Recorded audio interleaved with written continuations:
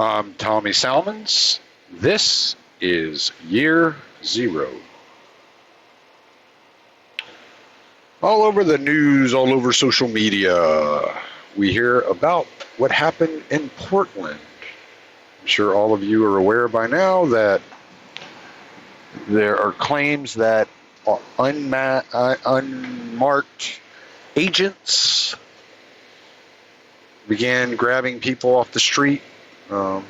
People are saying they kidnapped them, threw them in the unmarked vans, questioned them. It looked like most of the charges being pressed had to do with graffiti and the fact that they were infiltrating the federal courthouse. I can't quite get a good grasp on whether they had in the past infiltrated it, were planning on infiltrating it, or were in the process of infiltrating it, because nobody seems to have a good idea of what was going on there, which doesn't shock me. Probably just a bunch of people from different points of view trying to sell their own bias. Who knows? Anyway, they either had, were, or were going to infiltrate the federal courthouse from the reports. And I don't know, a lot of the leftists are out there crying that it's libertarians' duty to stand up and defend them against the tyrannical government. And, you know, I hate the fucking government. I hate the fucking government. But these leftists just want more government, a bigger government. And I can't quite bring myself to say, yeah, you know, y'all are really victimized here. The way I'm looking at it is we've been telling them for decades, stop expanding the federal powers. If you stop expanding federal powers, then you don't have to worry about these types of things. We tried to warn them of the dangers. And they just kept going. They just kept expanding federal powers. Well, the government should be able to do this, and the government should be able to do this, and the government should be able to do this. Okay, but when you give the government power to confiscate money, to confiscate resources, to confiscate property, you are looking at a situation in which they are going to equally increase the power of the mechanisms they need to protect those interests. This is why the IRS and the Department of Education have a SWAT team. Because they continually grow the mechanisms in order to protect their interests. And their interest is not you, it is power.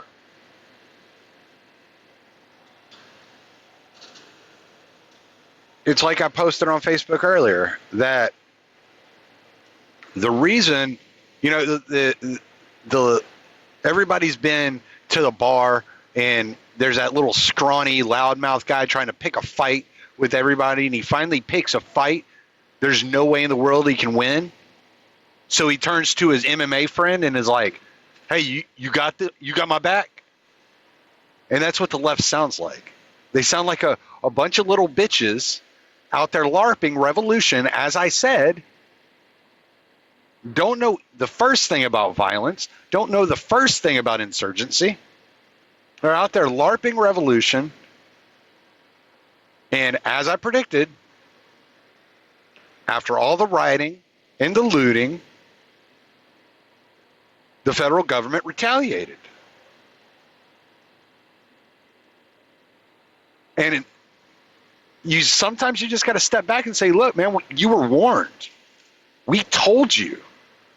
We told you that violent revolutionary measures were not going to do you any fucking good. Violent revolutionary measures were only going to get the public sentiment turned against you. And that the only way to fight government is through peaceful revolutionary measures, agorism, and things of that nature. And then people that, probably unknowingly participate in agorist activity here and there throughout the year, whether it's buying or selling in the gray market, usually doing it unwittingly, would be sympathetic. Like they're sympathetic to the Amish guy who's got 60 years in prison because the FDA came down on him for making a salve. You can sympathize with somebody like that. You'd be like, that dude doesn't deserve 60 fucking years for selling a salve that he had been selling his entire fucking life. Suddenly you wanted to come down on him because one of his customers gave him a review that said it helped with their skin cancer? It's not his fault his customer said that. So you're compassionate towards that guy. You can empathize with that guy.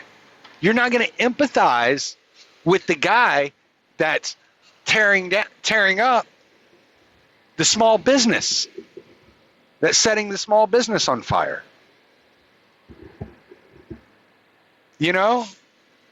That's just not an empathetic position. And so when you go out there and you start tearing shit up, and then you expect, and then the retaliatory force comes for you, and you're like, hey guys, why aren't you helping us? Hey, where are you at? We're like, we fucking told you. We fucking told you. Stop this shit. You didn't want to stop. So now, seemingly nonviolent protesters walking to their car from a protest are getting scooped up by DHS. And since you realize that shaming us wasn't going to get us on your side, then you start trying to quote laws. Apparently, you do not know what the laws are. You start saying, oh, well, they were in Portland, and Portland is like 300 miles away from the Canadian border. So Border Patrol doesn't even have jurisdiction because they're outside of a 100-mile radius area. Hey, dumbass. Portland is 80 miles from the fucking ocean. From the western border. So yeah, Border Patrol can work there. Thanks to, ta-da, big government.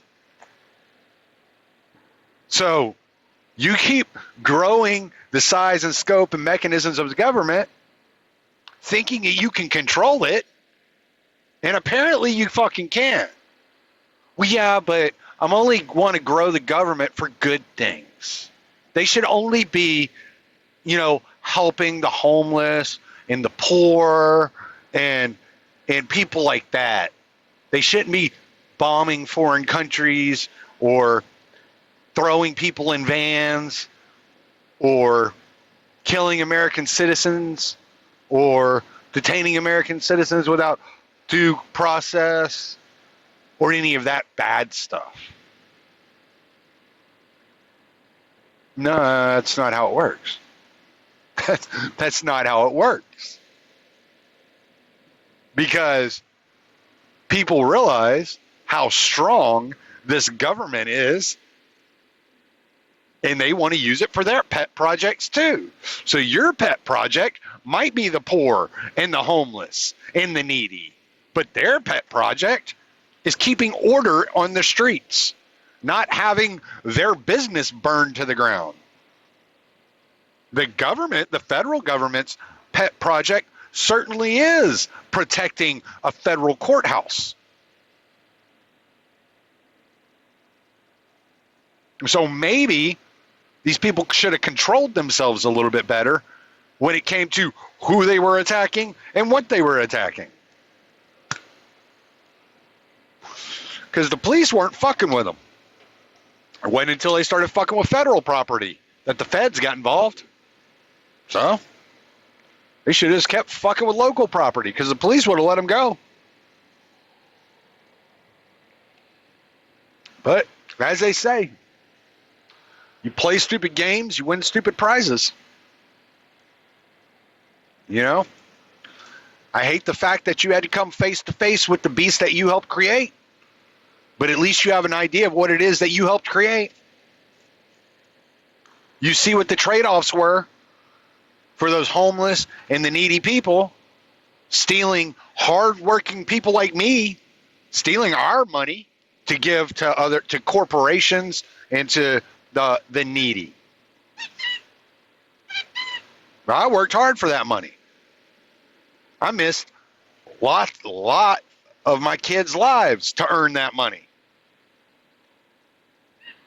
But, you know, your sympathetic gestures don't go in that direction, do they? It was my duty to not only work to provide for my children, but to provide for the corporations and the poor. Because that's what I signed up for. Now, in the wake of all of this, of course, the cries of fascism are running rampant. And so that brings me into what I really wanted to talk about on today's podcast, the imprecision of language and how even I'm guilty of it. And what it is we are actually looking at when we look at the federal government, whether is it a fascist government? Is it a socialist government? What is this government that we're looking at? So, in social media fashion, I turned to a meme. The meme says, the 10 stages of fascism. Stage 1, invoke a terrifying internal and external enemy. Create a faceless threat that can be anywhere, anytime, and anyone. It's like COVID, right? Oh, no, it can't be COVID because the ones that say that Trump is fascist are the ones pushing COVID. So it can't be COVID. I don't know, could it be? Oh, you are talking like the Jews, right? Like the Jews? Or like anti-revolutionaries? Would that be it? Or like capitalists? Could that be? Oh, so already it's not just fascism. This is authoritarianism. 2, create a gulag. Install a prison system that exists outside of the rule of international law. Oh, you're talking about like in North Korea or like Siberia during the Soviet Union? Or are you just talking about the camps in Germany? Do the ones in China count? Again, it's just authoritarianism. That's this whole list. For those of y'all that don't see the common thread here, it's all just authoritarianism that they're talking about. It's not fascism. Any authoritarianism they call fascism. I wasn't aware that Stalin and Mao were fascists. That's news to me. Number 3, develop a thug caste. Create private armies that wage war and coordinate disaster response. Oh, like ISIS. Oh, Should I not have said ISIS? Oh, that's Islamophobic. So, like revolutionaries. Oh, that's not what you were thinking of? Maybe the brown shirts? That's more in line what you were thinking of? Oh, okay. Set up an internal surveillance system. I mean, like Hoover? Like J. Edgar Hoover? Okay. Censor, defund, and harass organized groups and NGOs that do not toe the party or state line. So again, like capitalists or anti-revolutionaries. Engage in arbitrary detention and release. I mean, like Cuba? Cuba does that, right? I think I've seen that at a baseball game. Target specific individuals, harass, shame, and criminalize them. Like the 1%? Is that what we're talking about? So we need to shame the 1%? The tippity top 1%? Like y'all do there? Control the distribution of information. Oh, is this similar to like getting people kicked off of Twitter for spreading news that you don't like? Or having Snopes fact check every meme and article that's posted on Facebook? Like that?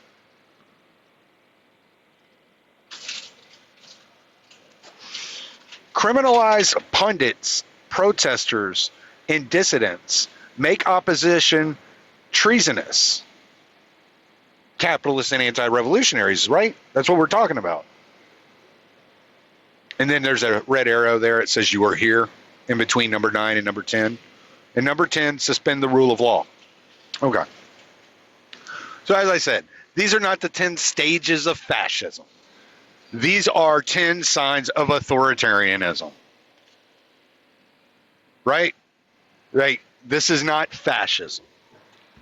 These people wouldn't know a fascist if it kicked them in the face.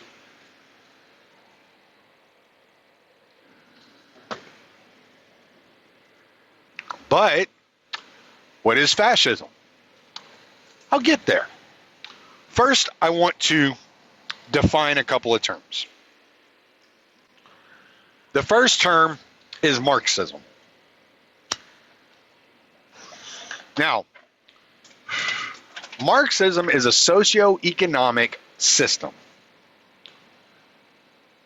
And everybody has heard the slogan, from each according to their ability, to each according to their needs, right?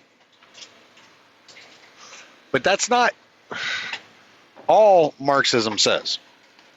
Marxism talks a lot about revolution.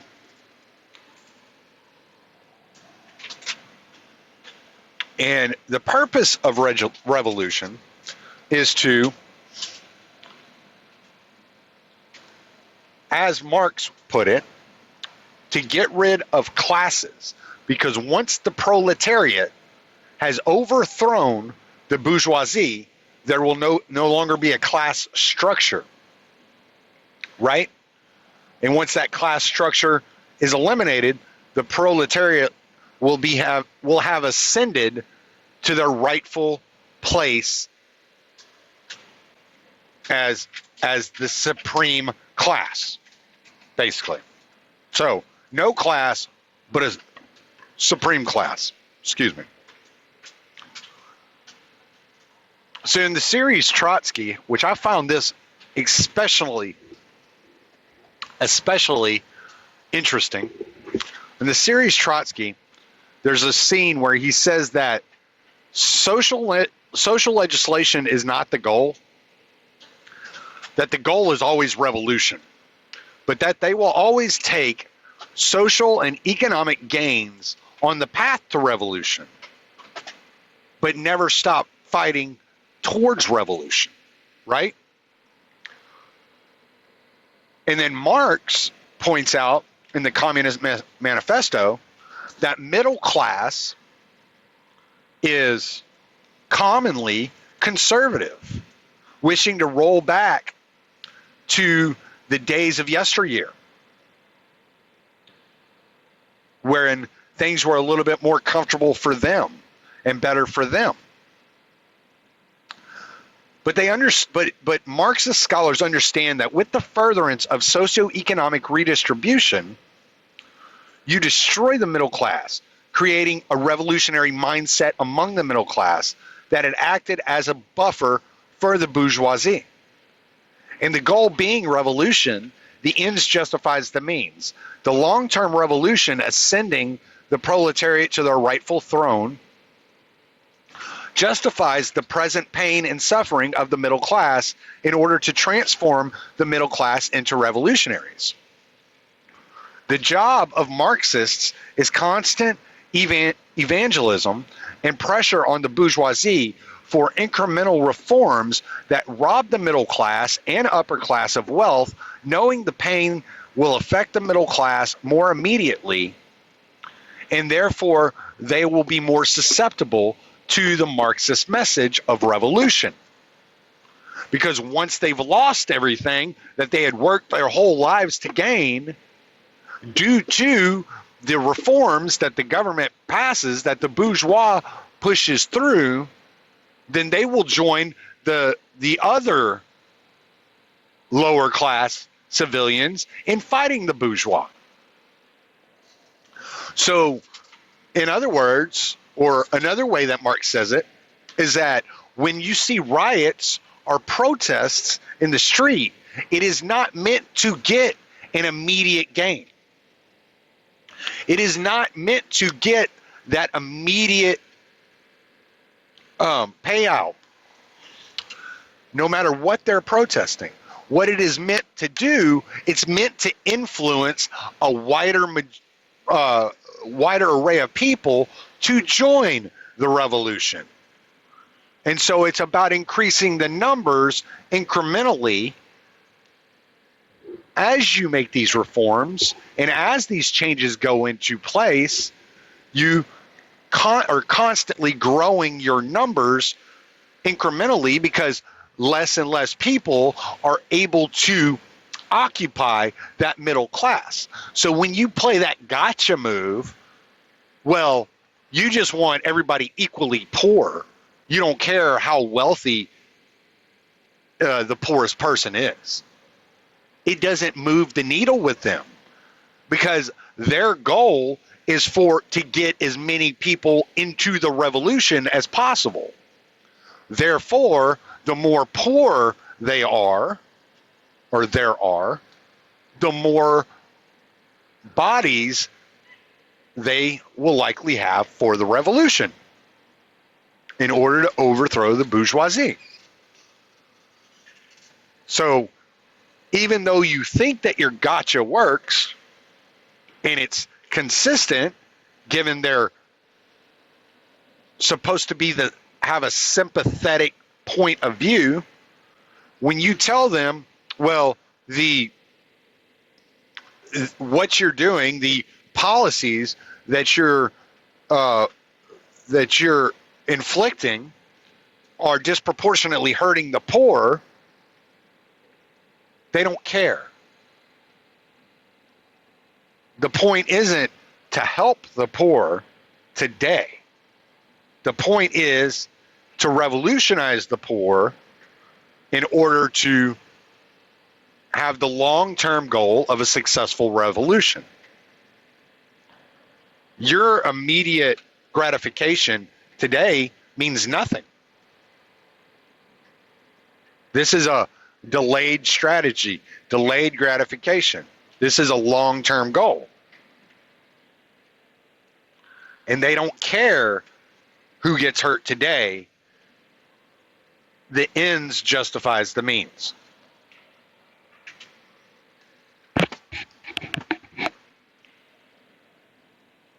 So that would be my description of Marxism.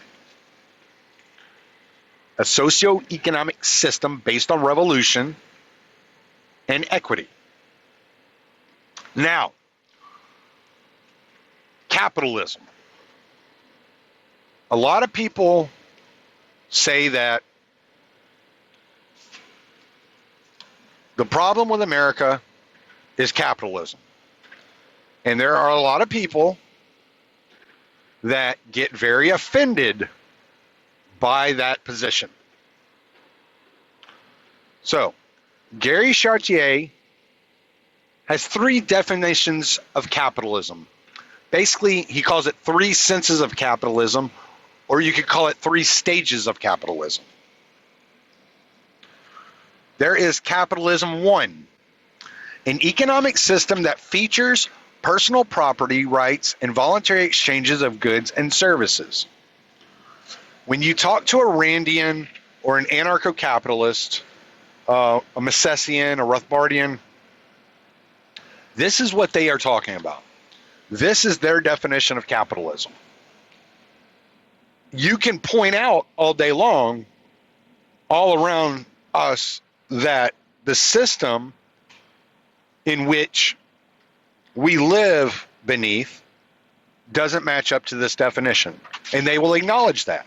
And they will say that's because we don't live in a capitalist system. We live in a corporatist system.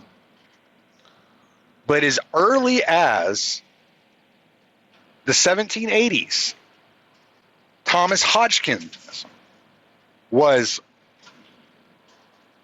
using capitalism as a pejorative to describe the type of system we see today.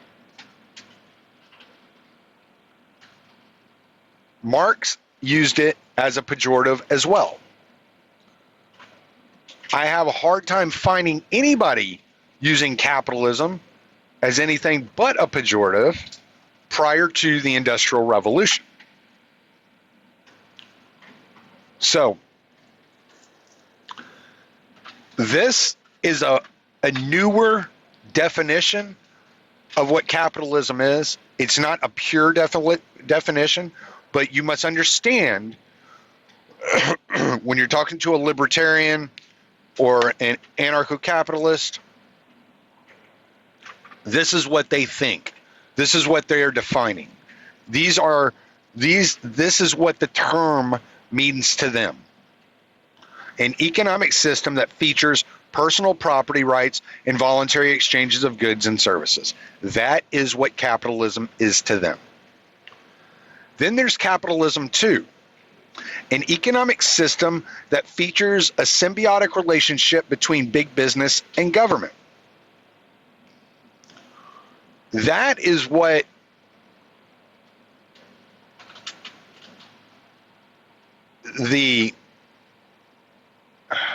I'm trying to think of a good example of this.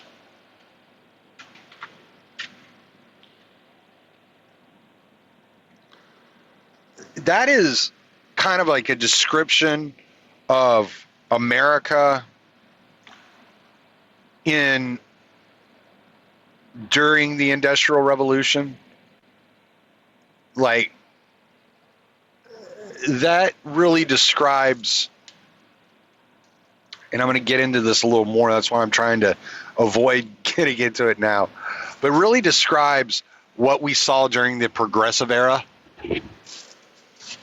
Is the economic system that features a symbiotic relationship between big business and government. Oh, Boogie, you're just tearing everything up. Why is my pillow on the floor? You knocked the hard hat in water. You're just having a good old time back there, aren't you, buddy? Oh, sorry. And then there's capitalism 3, rule of workplaces, society, and the state by capitalists. That is, by a relatively small number of people who control investable wealth and the means of production.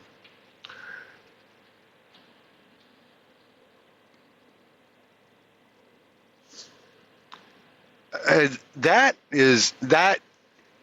if we are not full-blown capitalism 3, we are right on the verge of capitalism 3. And a lot of people would tell you, socialists,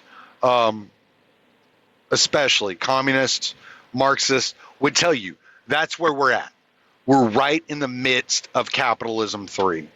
That, and they're in with good evidence. I mean, we all know that these corporations, these moneyed interests, these bankers use their money to influence elections and legislation, regulations. We all know that happens. This isn't something new to us. So it's not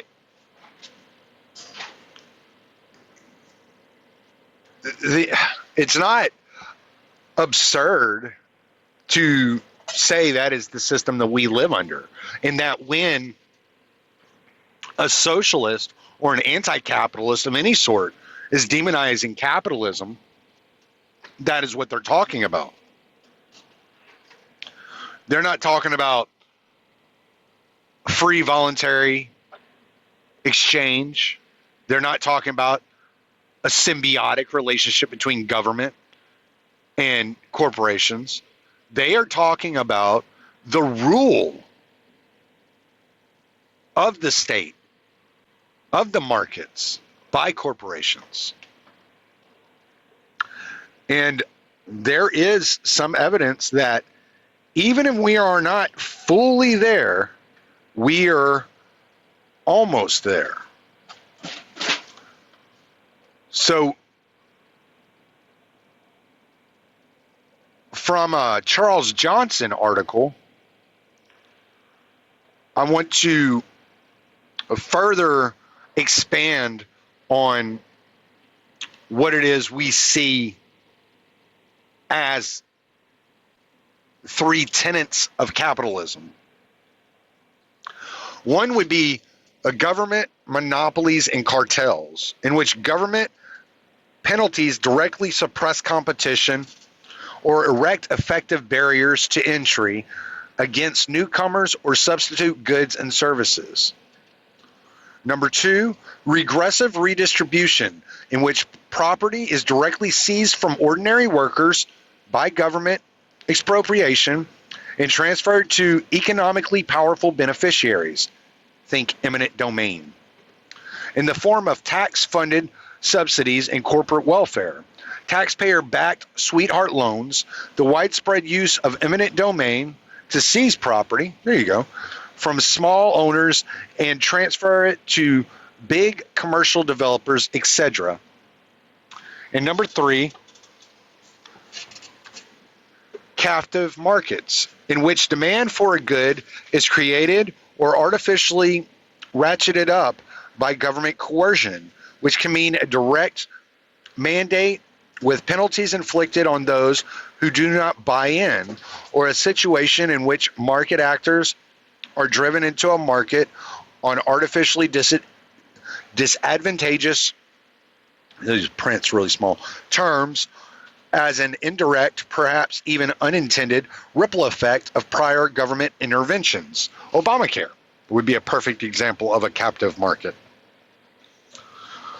So when many of us are talking about capitalism, these are the things that we see as defining capitalism. Not free, voluntary markets, but markets that are propped up by the government and whose only reward is assured by the government, whose success is assured by the government. So that defining those terms for me was important at the beginning here, because capitalism and Marxism are used all the time in many different ways. And I wanted to make sure that we had a working definition. For the sake of this podcast, we are going to use capitalism as a combination of capitalism 2 and capitalism 3. So businesses ruling over the marketplace and over the state, and businesses having a symbiotic relationship with government, right? So it's going to be kind of like it's going to be like capitalism 2.5 is what we're looking at. So that's where we're going to be at during this podcast. And I'm doing that for a reason, because I'm talking about, if you haven't guessed, fascism, socialism, and progressivism. And we are going to try to figure out why America is a progressive country as fully intended from the progressive era, and it is not a fascist or socialist country. That those terms are used hyperbolically, sometimes by some people, interchangeably. But they are inaccurate or not precise in the description of what America is.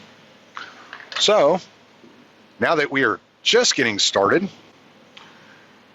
and we are sitting at 36 minutes into the podcast, I can promise you this is going to get a little bit long-winded because I have some things I want to read and clarify and talk about and compare and contrast, and then we will finish it up. So, first off, as I mentioned earlier, what is fascism?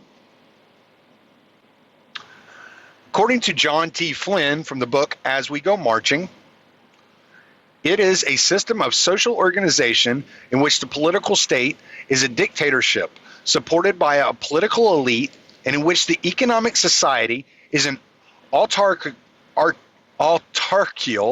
capitalism, enclosed and planned, in which the government assumes responsibility for creating adequate purchasing power through the instrumentality of national debt, and in which militarism is adopted as a great economic project for creating work, as well as a great romantic project in the service of the imperial estate. It sounds a lot like America. It does. I'm not going to lie to you. It sounds an awful lot like America. Broken down, it includes these devices: a government whose powers are unrestrained, a leader who is a dictator, absolute in power, but responsible to the party, which is a preferred elite, an economic system in which production and distribution are carried on by private owners, but in accordance with plans made by the state directly or under its immediate supervision. These plans involve control of all the instruments of production and distribution through great government bureaus, which have the power to make regulations or directives with the force of law. They involve also the comprehensive integration of government and private finances, under which investment is directed and regimented by the government, so that while ownership is private and production is carried on by private owners, there is a type of socialization of investment of the financial aspects of production. By this means the state, which by law and by regulation can exercise a powerful control over industry, can enormously expand and complete that control by assuming the role of banker and partner. Number 6, they involve also the device of creating streams of purchasing power by federal government borrowing and spending as a permanent institution. Number 7, as a necessary consequence of all this, militarism becomes an inevitable part of the system, since it provides the easiest means of draining great numbers annually from the labor market and of creating a tremendous industry for the production of arms for defense which industry is supported wholly by government, borrowing, and spending. Number 8, imperialism becomes an essential element of such a system where that is possible, particularly in the strong states, since the whole fascist system, despite its promises of abundance, necessitates great financial and personal sacrifices, which people cannot be induced to make in the interest of the ordinary objectives of civil life, and which they will submit to only when they are presented with some national crusade or adventure on the heroic model touching deeply the springs of chauvinistic pride, interest, and feeling. All right.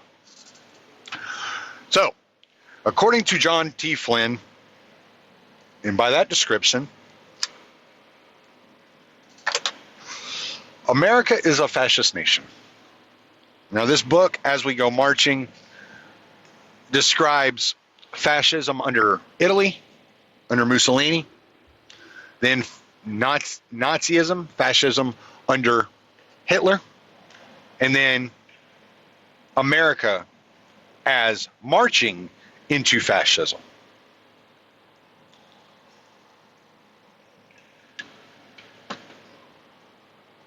And according to that definition and that outline, America has been a fascist nation since before he wrote this book. So, unfortunately for him, he couldn't label early America under Woodrow Wilson as fascist,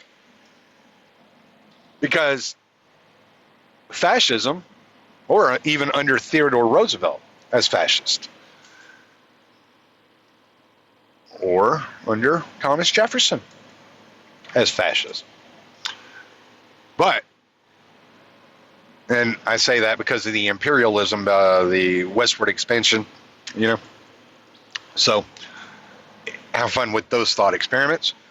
But fascism didn't exist as an ideology until after World War I, when Benito Mussolini, who was a top Marxist student, gave up on socialism. And he turned to Plato. Hold on. He turned to reading Plato and Vilfredo, I always mispronounce this, Pareto, as well as, and I'm getting to where I'm trying to, Georges Sorel, and then Nietzsche. And through the influences of Plato, Georges Sorel, and Nietzsche, and Pareto, who, if you know Pareto, he is the creator of Pareto distribution and the Pareto principle and all kinds of other interesting ideas that were named after him. If you don't know what Pareto distribution is, that is used in description of social, scientific, geophysical, actuarial, and many other types of observable phenomenon. It was originally applied to describing the distribution of wealth in society, which is what his real interest was why is it that instead of this slow upward, like kind of pyramid slant, why is wealth distributed at such a crazy arc, which means that it's really fat on the bottom. You got this long poverty rate, real slow increase, and then when it hits a certain point, it just rises exponentially. And so instead of being shaped like a pyramid, It was more shaped like an arrow.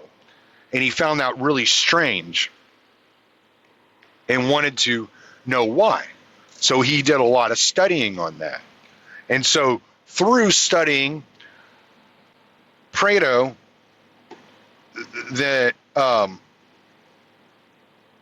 and his education under Marxism, Mussolini came up with the economic system of fascism, which he described as corporatism. And so it would have been hard capitalism 3. I mean, they skipped everything else and just went hard capitalism 3. None of this mealy mouth fucking bullshit where the government and business is symbiotic. No. Capitalism was going to be like these businesses were going to rule. They were going to get what they wanted, when they wanted, the way they wanted it, how they wanted it. And he was going to ensure that. And in order to make sure that a successor didn't ruin the economy, he made himself dictator, right?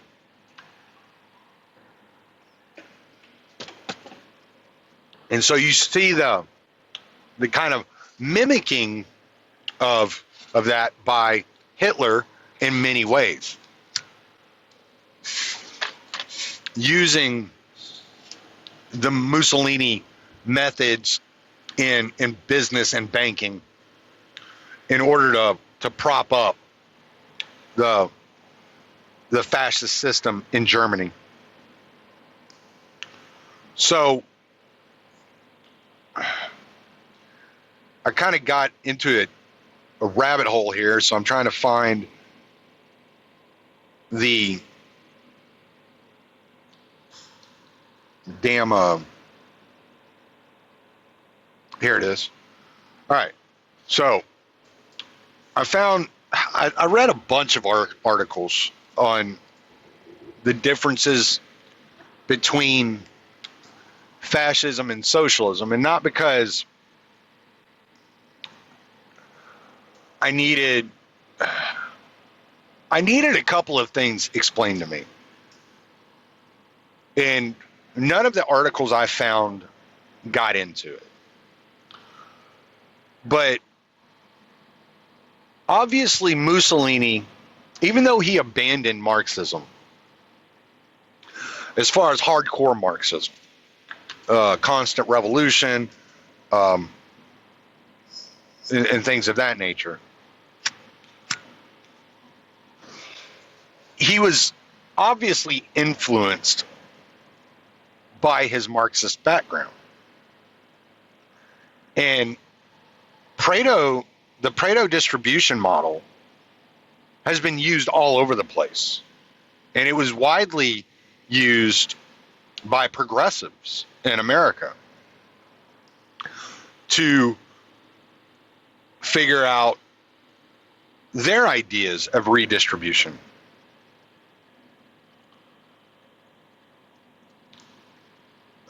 And so I wanted kind of to give you a little bit of this article and what they're saying the differences between fascism and socialism is. Now, one thing you have to understand about fascism, socialism, and progressivism. Well, a couple of things. They have certain things in common. Number one, they are all centrally planned economies. Every single one of them. Number two, they all are puritanical.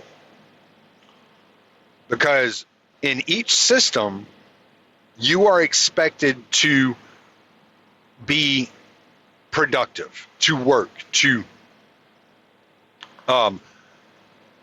and they're all very collective, using different languages, but in many of the same ways. Okay? So in this article, it mentions that there are three main pillars of fascism: everything in the state, nothing outside the state, nothing against the state. Fascism exalts nation and race over the individual. Fascism under Mussolini did not start off using race. That was something he adopted later on. But I'm just going by this article. I'm just clarifying what I do know, that is a little bit skewed. It's centralized, authoritarian, and often dictatorial government. Strong and charismatic leaders are very normal. Strict governmental control over opposition, freedom of speech, and freedom of assembly. Severe social regulations, crucial roles of heroes, think about militarization and stuff. Strong attachment to moral nationalistic values, glory of the state over the individual. The individual is required to put the interest of the state before his personal goals or needs. Strong governmental involvement in economy and production. The state has strong influence over investment in industries. In order to receive the support of the government, businesses need to promise that their main interest is the enhancement of the country. And it's opposed to free market economy. In some instances, international trade is opposed because of the primacy of the nationalist feeling. So you'll see some of that, like glimmers of that in American society. You do. I mean, there are a lot of Americans that are very nationalistic. You've all heard the Buy American ads and things of that nature.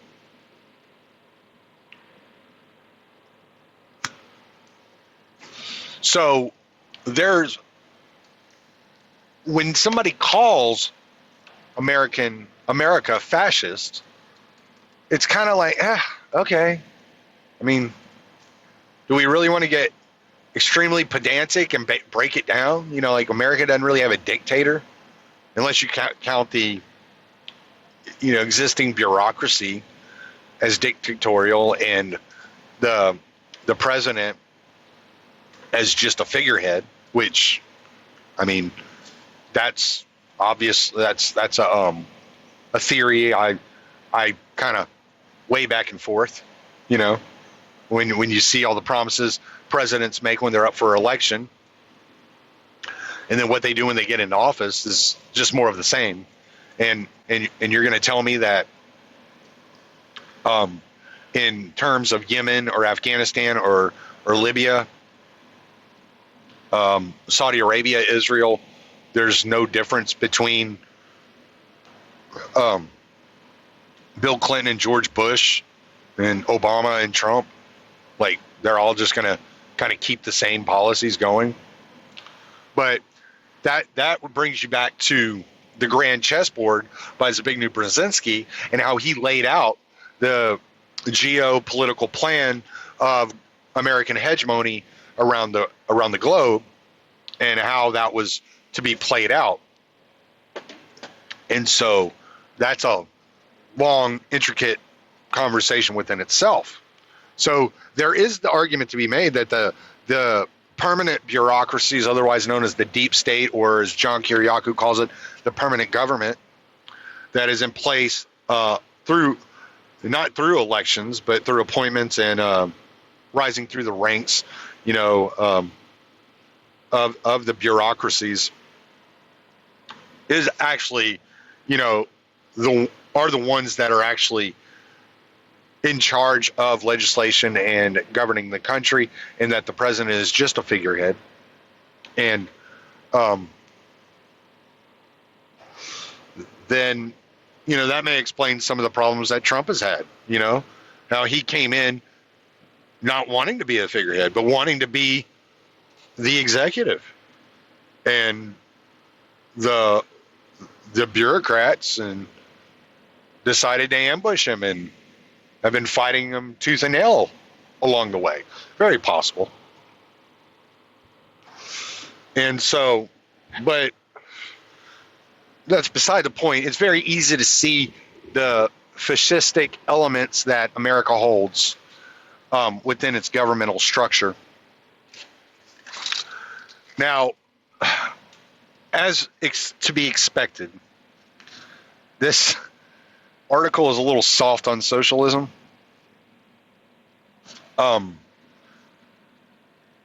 It does not recognize, kind of like what I was showing you earlier whenever I read that meme, and that's the reason I read that meme. It does not recognize that socialism, even in Marx, says that despots are necessary, at least for a short time, in order to get things in order. And that's how you end up with a Stalin or a Mao or a Fidel Castro or a, Kim Jong-il, Kim Il-sung. And so it doesn't recognize the despotism that is inherent with socialism, though we all know that it's there.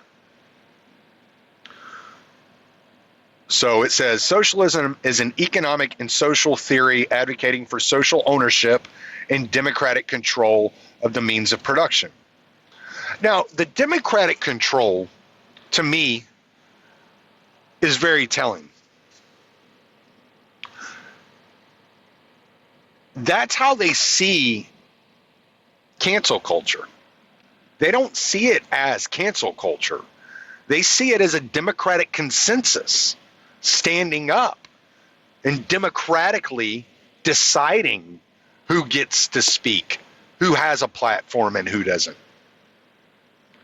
And I find that to be a more nuanced way of looking at their perspective on what is happening.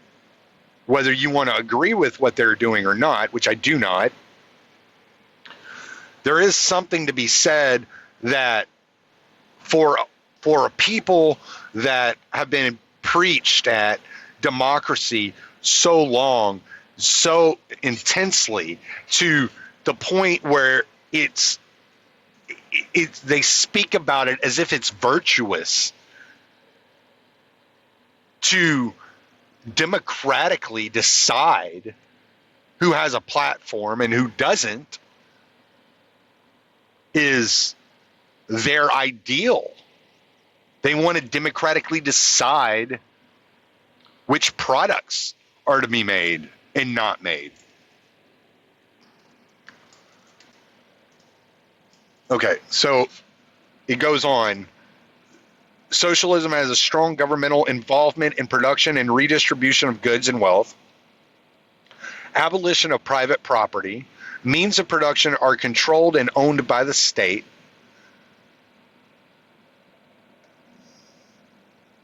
No one besides the state has control over resources. Production is directly and solely for use, so there's no excess.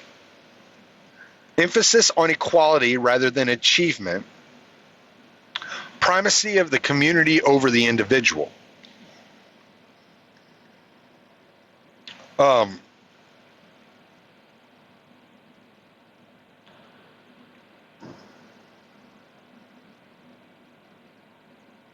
So here you can see quite a few differences. You have the primacy of the community in socialism, where in fascism it'd be primacy of the nation, right? So whatever's good for the community or the nation overrides individual liberty. That there is no such thing as individual liberty when it comes to these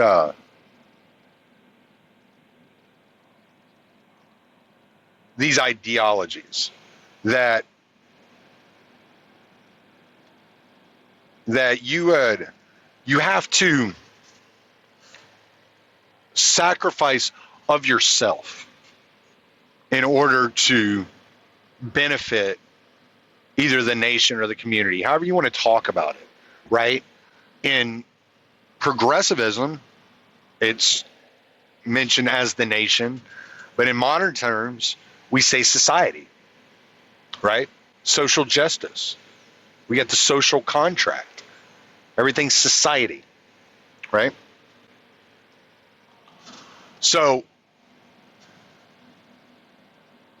I don't think I have to cover any more of the socialism and fascism, but I think you have a decent idea of what those two are. This podcast is already longer than I normally go. And, I'm over an hour already. So I want to get into progressivism and why it is, and the fact that it is purely American,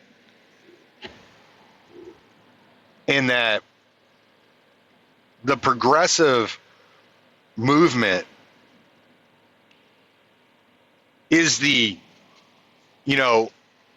German equivalent to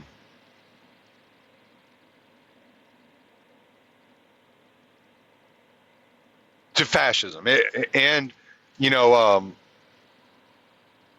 or the equivalent to socialism in other places, whether it be India or Catalonia or whatever, Spain, however you want to look at it, the Cuba, that the progressivism was purely American. That in many of the ways that the fascists in Germany and in Italy were heavily dependent on Darwinism and on science, progressivism was heavily dependent on eugenics and science and DNA. It was very scientific in the way that it approached it. And when you look at progressivism, is similar as it is to fascism in many of its tenets. It's also very similar to what Marx labeled bourgeois socialism, where everything exists for the benefit of the working class, including the bourgeois themselves.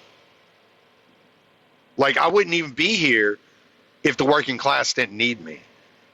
But because the working class needs a bourgeois to ensure that they have jobs, to ensure that the shelves are stocked, to ensure that everything's managed, the cities are managed properly, that's why I exist.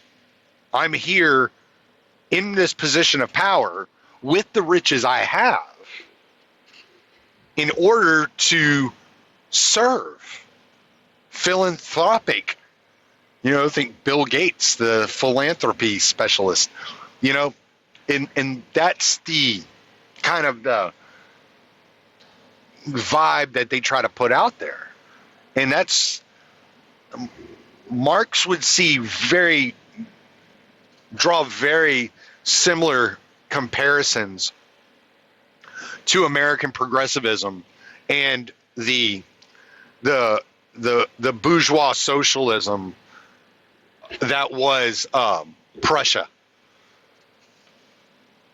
or Germany prior to World War I, which would have been, I guess, Prussia at the time. So, just to show you kind of this whole everything for the working class, I wrote a little bit out here. I'm going to read it off to you because you're going to recognize all this stuff. This isn't like all these things are going to overlap in many different ways because they're so interwoven in the ideals of collectivism and destroying natural law. Like, they're all very anti-natural law, very anti-individual rights.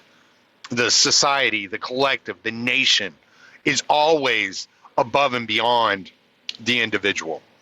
That the individual's rights are less important, right?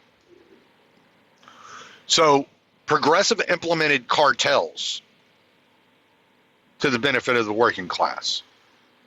Cartels like the Federal Reserve, the railroads, the pharmaceutical industry, insurance industry, car manufacturers, weapons manufacturers, claiming that the taxpayers are responsible to these industries in order to continue their comfortable lifestyle, only made possible due to the existence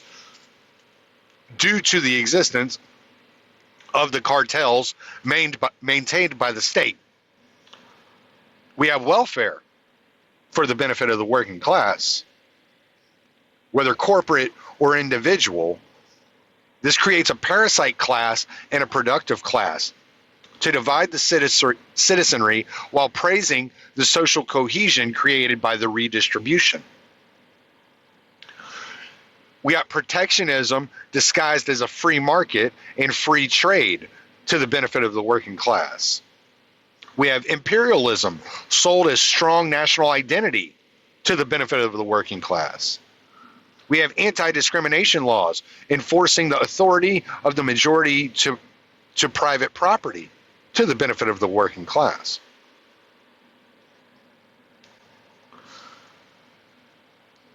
Let me see, where was I? Come on, man. Stop it. There's eminent domain, redistributing property from the working class to the wealthy in order to create income that may be redistributed to the parasite class to the benefit of the working class. And anything that benefits the few sold as being for the benefit of the many. To hell with your individual rights. It's all about the working class. It's all about,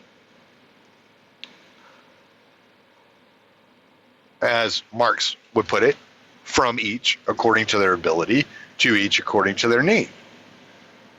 And so it is not a Marxist, but a capitalist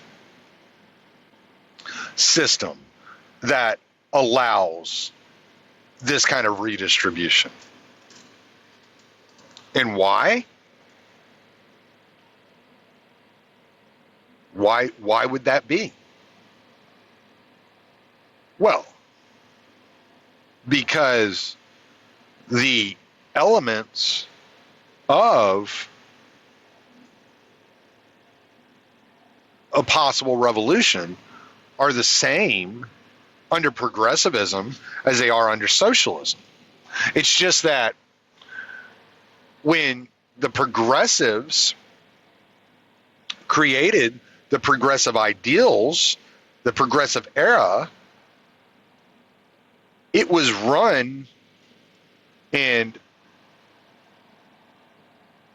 controlled by the businesses, by businessmen, intermingling with upper middle class men. But it was all men in the top 10% of income earners that were pushing the progressive agenda and selling it to the lower class, the lower middle class, and the middle class. This was the response to socialism in many ways. It was a collective, again, a bourgeois socialism in order to block the potentiality of revolution. They wanted to stop the proletariat from rising up against the bourgeois. Knowing the history of labor in the United States and the labor wars that had taken place, they felt that they could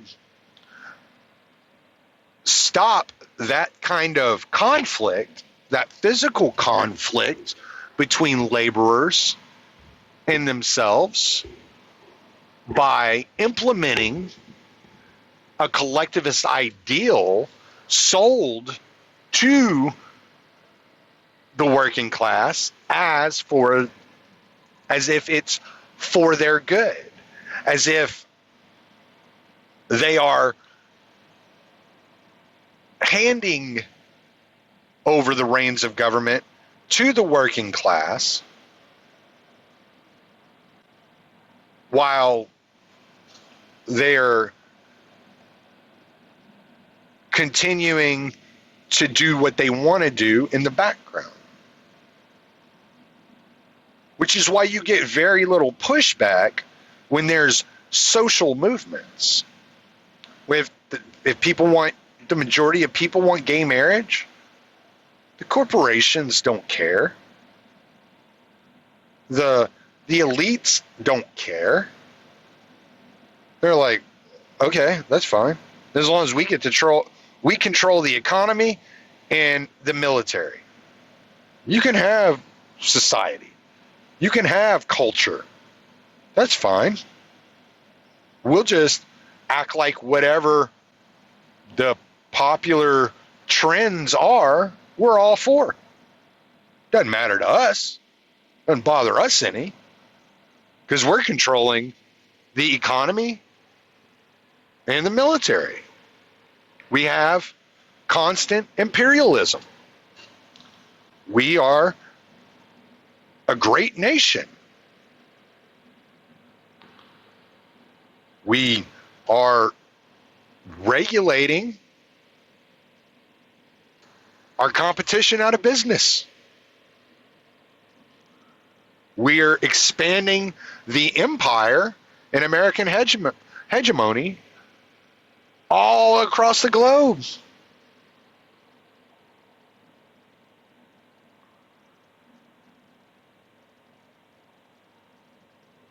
So, as long as you don't mind that your taxes are what ensures your deposits in the bank, as long as you don't mind that it's your money that props up the Federal Reserve, and that when we decide that the Federal Reserve is going to print money, that you're going to experience a tax in the form of inflation. You don't have to directly pay for anything anymore. You don't have to see your taxes go up every April. You just see, your bills, your mortgages, your grocery bills, your gas bill, your electric bill go up every month by a few cents, couple percent a year. You'll never miss it. As long as you don't mind that we have captured industries, as long as you don't mind that we're going to declare war in your name, we'll be acting in covert methods around the world to overthrow governments we disagree with in order to install puppet regimes that will hand over the country's resources to us so that we continue to get wealthier while y'all get poorer incrementally, slowly but surely, a little bit at a time, then yeah, you can have your culture and your social order. That's yours. And we'll convince y'all that the progressive way of regulations, of regulatory capture, of militarism and empire is the American way. And we'll come up with a nice little collectivist pledge and a collectivist song, and we'll all be good little American progressives. And some of you are going to be paleo progressives, and some of you are going to be neo progressives. And so some of y'all are existing in the times of FDR, while the others are existing in the times of Obama.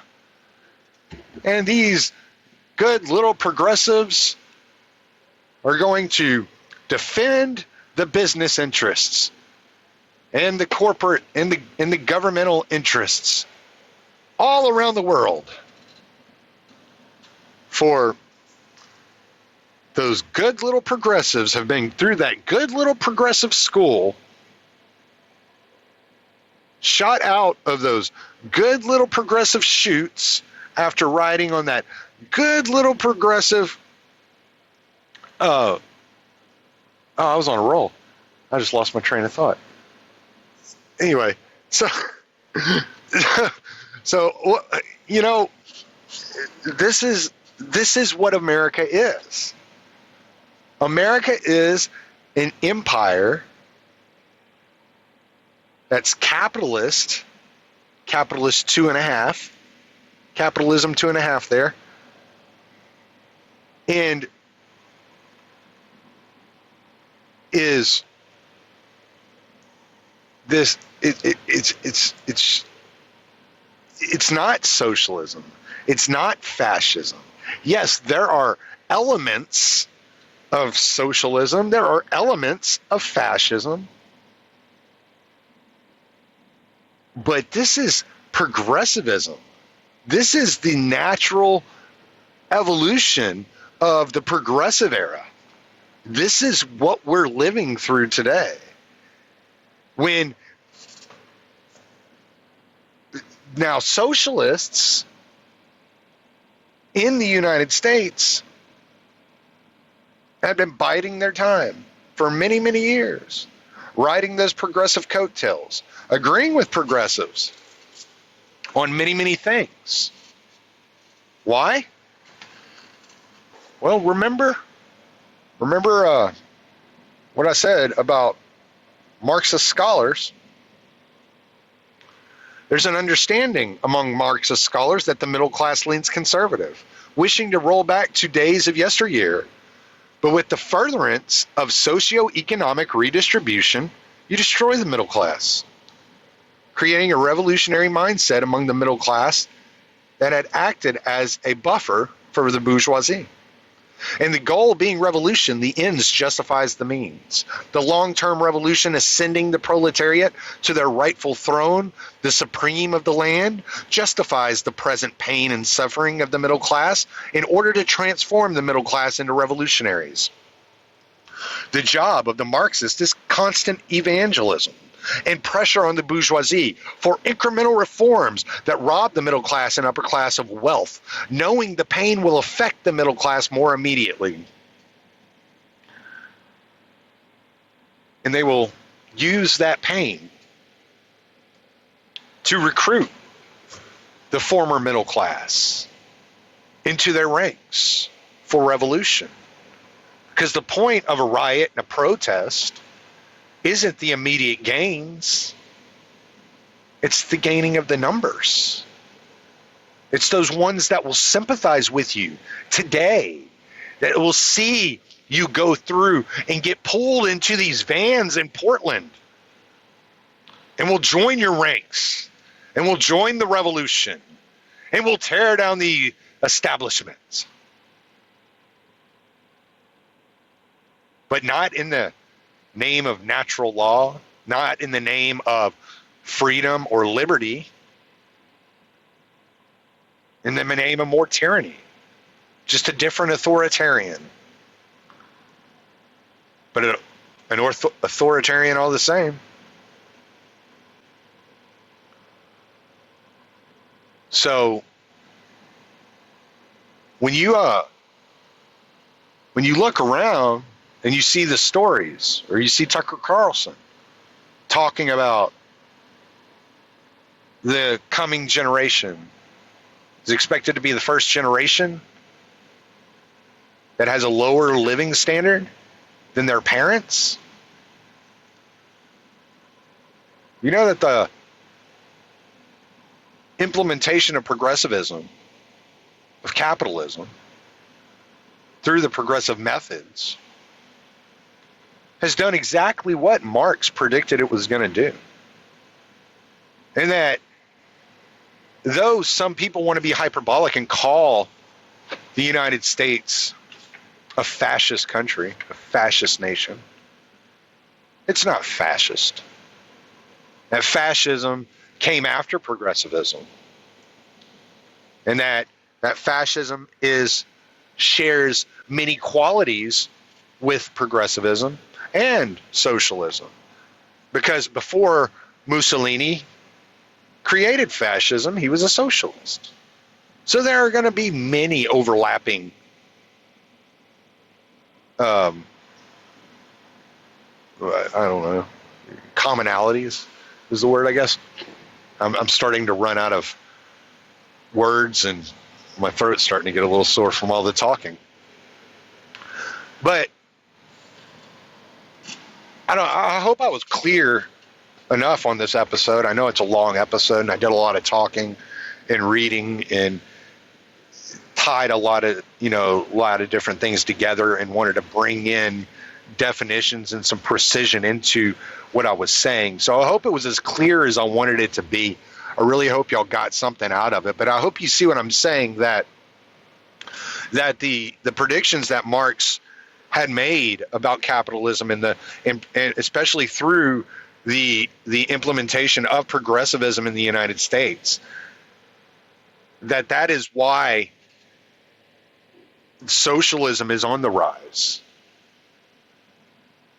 In that these people are properly, like good little socialists, growing their numbers, growing their ranks, and intentionally so. And that my goal and our goal is a freed market. And the only way that I see forward is in the gray or the black. And that attempting to join ranks with revolutionaries is a bad idea,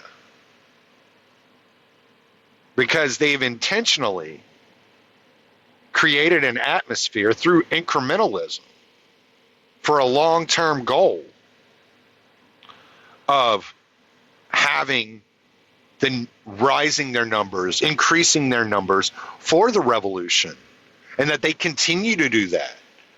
When you see moms and dads joining the Portland protesters due to empathy and sympathy for the actions of DHS, you can say easily they're continuing to increase the revolutionary numbers. And so it's time for us to get our revolution off the ground, our peaceful agorist revolution, and get it set in motion, if nothing else. So when the change of guard does come and this inflation does hit hyper level, that we are at least in a position to help ourselves. Because if you can't help yourselves, you're never going to be in a position to help your neighbors. So that was this episode. I did a lot of reading to find the right stuff I wanted to put in there. And like I said again, I hope I was absolutely 100% clear as I was going through the episode. If there's anything you don't understand, feel free to email me, TommySalmons@gmail.com. Any corrections you'd like to make. Maybe I was wrong on some facts. I am susceptible to being wrong. I do not know everything. I'm just a truck driver, dude. I'm a truck driver that listens to a lot of audiobooks, reads a lot of philosophy, and hey, decided to start a podcast. If you're not a truck driver and you have more time on your hands to do all these things than I do, hit me up, man. TommySalmons@gmail.com. We'll have a conversation. I don't mind talking to anybody. I will talk to absolutely anybody. So, anyway, man, I'm Tommy Salmons at gmail.com. Late.